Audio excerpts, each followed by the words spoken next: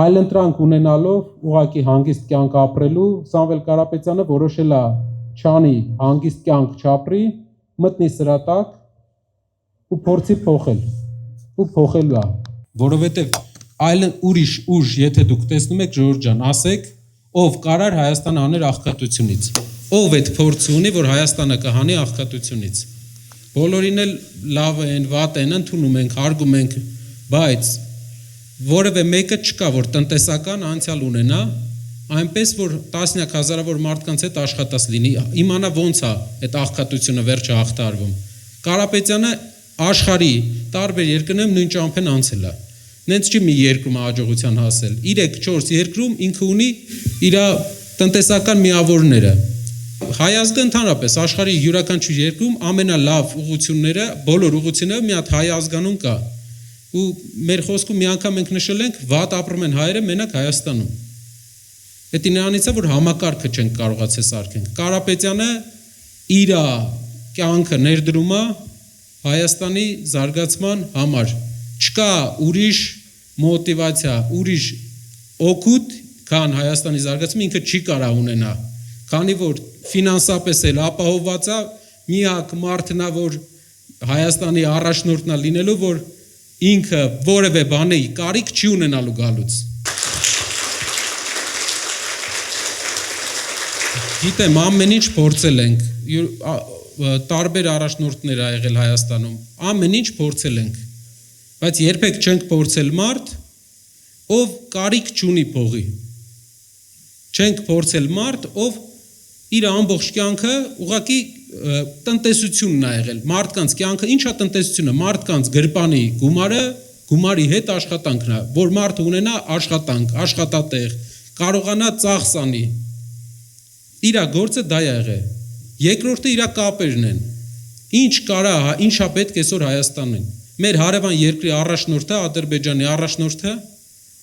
մեծ կապեր ունի, թե Ռուսաստանում, թե Ամերիկայում, թե Եվրոպայում, թե Թուրքիայում, լինելով այդ իր հոր տղեն, մեծ կապեր ունի, մեր առաջնորդը ինչ կապեր ունի, մեր առաջնորդը, որ գնում է միտեղ, ոնց կարա պայմանավորվի այդ գելերի մեջ,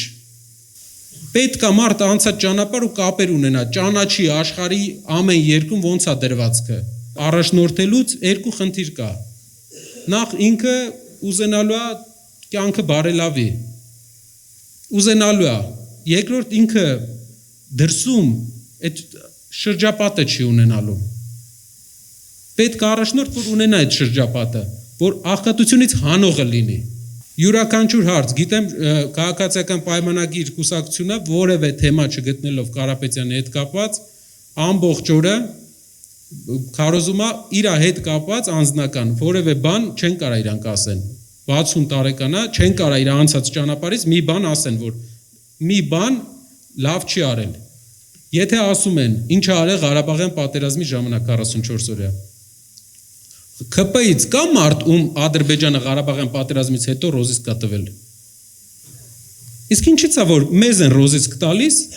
բայց իրանք մեզ են հարցնում, մենք ինչ ենք արել, իրանք չգիտեն մենք ինչ ենք արել, մեզ պետք է առաջնորդ, որ կարողանա պայմանավորվի, տենց են ապահովում երկրի զարգացումը, կարողանա ներդրում բերի, գործարաններ, հենց ասում են գործարաններ, սկսում են բան ասել, ասում են բարձր տեխնոլոգիաներ, հա, բարձր տեխնոլոգիաներ զարգացրու Երևանում, բայց շրջաններում դու այսքան 8 տարվա մեջ քանի բարձր տեխնոլոգիական հիմնարկ ես հիմնել, այս մարդիկ որտեղ պետք է աշխատեն, 100 հազարավոր հայաստանցիներ, ասում են երկիրը զարգանում է, եթե դու ասում ես այս երկիրը զարգացնելու ես, ուրեմն գյուղերն էլ ես չէ զարգացնելու, բայց դպրոցները խես փակում, եթե դու հույսդ չես կտրել քո գյուղերից, ինչու ես դպրոցներդ գյուղերի փակում, ուրեմն իրանք չեն հավատում, որ գյուղերը զարգացնելու են, իրանք են հասկանում, որ չեն կարողանալու, գնացել էինք Վայք, Վայքում բժշկական կենտրոնն էին փակում արդեն, սկզբից դպրոցներն են միավորում, հետո բժշկական կենտրոնները տնտեսությունը իրանք այսքան տարի, 8 տարի կառավարել են, համարյա ինչքան նախկին ամեն ղեկավարն է կառավարել, նույնչափ ինքն է կառավարել, Սիսիանում աշխատատեղերի վիճակը ոնց եք կարծում, 8 տարվա մեջ, պատկերացնեք, եթե մենք նայենք այս տեմպով, մեզ պետք է մոտարապես մի 2 կյանք, որ հասնենք բարեկեցության։ Գյուղերի դպրոցները, տեսեք, իրանք իբր փակում են, որ էկոնոմիա անեն, բայց պետական ծախսերը, աշխատավարձերը իրենց աճում է։ Այսինքն այդ էկոնոմիա չի բյուջեի վրա, տնտեսում չի տալիս բյուջեին։ Իրանք իջացնում են այստեղ, իրանց աշխատավարձերը պետական ապարատի նախարարությունների աշխատավարձերը բարձրանում է։ Ինչ վերաբերում է Հայաստանի ապագային, այս տարածաշրջանում ամենալավ աշխատող ազգը մեր ազգն է։ Պետք է վստահ եղեք, աշխարհում ուր հանդիպել ենք այս տարածաշրջանի մյուս ազգերին, միշտ ամենահարուստը հայն ա եղել մեջից։ Խելացի, ճկուն, լավ աշխատող։ Մենք Ադրբեջան չենք, որ մենակ նավթի հույսին ենք։ Ադրբեջանը ամեն տարի նավթի արդյունանումը իջնում է։